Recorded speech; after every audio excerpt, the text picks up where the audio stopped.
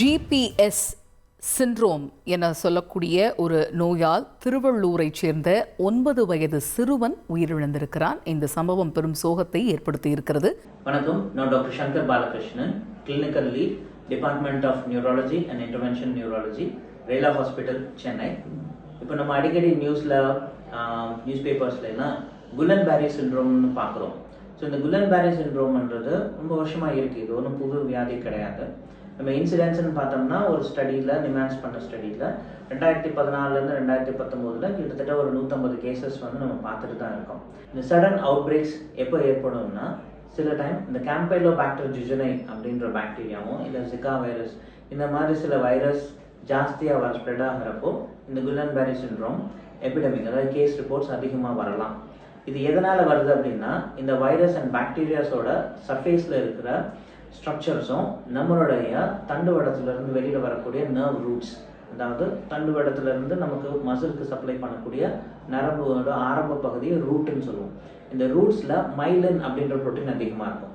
இந்த myelin ப்ரோட்டீனும் suppose அந்த bacteria and வைரஸோட ப்ரோட்டீன்ஸும் ஒரே மாதிரி மேட்ச் ஆச்சுன்னா நம்மளுடைய நோய் எதிர்ப்பு சக்தி இந்த ரூட்ஸை வைரஸ்ன்னு நினச்சி தாக்க ஆரம்பிச்சிடும். ஸோ இந்த அட்டாக் ஏற்படுறதுனால நரம்பு பலவீனமாயிடும். ஸோ சிம்டம்ஸ் பார்த்தீங்கன்னா கால் மரத்து போயிடும், கால் பலம் குறையும், உட்காந்தா எந்திரிக்க கஷ்டப்படுவாங்க, அப்புறம் கையில் கிரிப் குறையும், கை தலைக்கு மேலே தூக்குறதுல கஷ்டம் இருக்கும். அதுக்கப்புறம் நம்ம மூச்சு விடக்கூடிய மசில், டயஃப்ரம் மசில் பலம் இருக்கிறப்போ மூச்சு திணறல் ஏற்படும். ஸோ இதெல்லாம் தான் symptoms of குலன் Peri syndrome. So இந்த சிம்டம்ஸ் இருந்துச்சுன்னா இமீடியட்டாக நம்ம நர்வ் கண்டக்ஷன் ஸ்டடி அப்படின்ற டெஸ்ட் மூலமாகவும், முதுகு தண்டுவடத்துலேருந்து நீர் எடுத்து டெஸ்ட் பண்ணுறது மூலமாகவும் குலன் பேரி சிண்ட்ரோமை கன்ஃபார்ம் பண்ண முடியும். இதை கன்ஃபார்ம் பண்ண உடனேயே நம்ம இம்யூனோகுளோபுலின் அப்படின்ற ஒரு பிளட் ப்ராடக்ட் மூலமாகவும் இல்லை பிளாஸ்மா எக்ஸ்சேஞ்ச், ரத்தம் சுத்திகரிப்பு முறை மூலமாகவும் இந்த எக்ஸஸாக வேலை செய்யக்கூடிய இம்யூனிட்டியை கண்ட்ரோல் பண்ண முடியும்.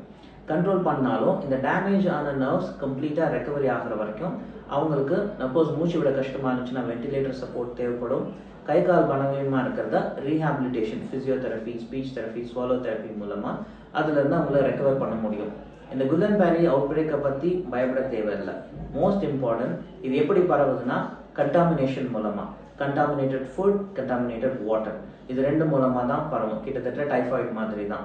ஸோ இந்த சுத்தமான உணவு அண்ட் சுகாதாரமான வாட்டர், இது ரெண்டு தான் இம்பார்ட்டன்ட்.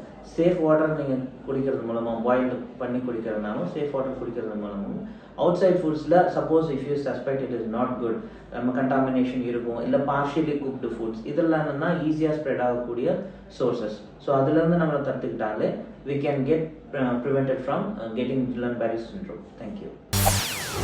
செய்திகளை உடனுக்குடன் தெரிந்து கொள்ள உடனே சப்ஸ்கிரைப் பண்ணுங்க.